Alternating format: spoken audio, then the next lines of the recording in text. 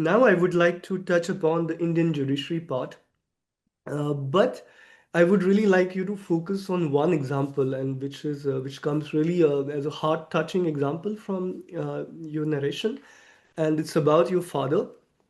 So he was a High Court judge, and then he also became the Chief Justice of Kerala there. So he comes from, he was the first from his family to study so much and go so far. He came from the Ezhava caste, which was highly marginalized in Kerala.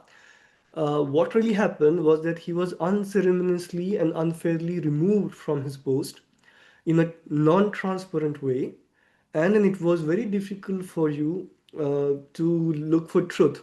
And you were also helped in a way by Justice Muralidhar of Supreme Court. So could you please tell us this story briefly? What really happened in this matter?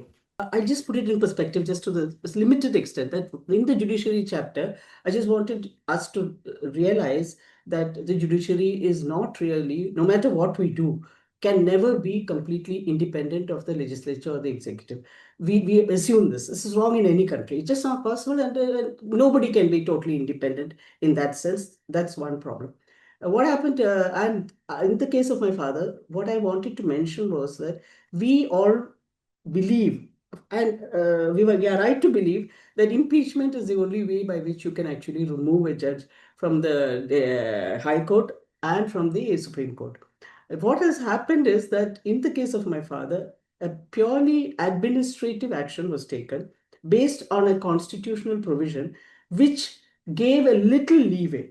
It said that if a person, if a judge of the High Court or Chief Justice has his age has to be determined. It's just one line that the president can determine the age of the judge. That's all. That's an administrative action. It is not a judicial action, and it is definitely not it's not impeachment. It's not a forum where you can actually be treated the way even the lowest criminal would be treated. That is, you get an opportunity to formally legally present your case and be heard and be judged by maybe a jury or a group of your peers. That didn't happen because of this just one line reference in the constitution.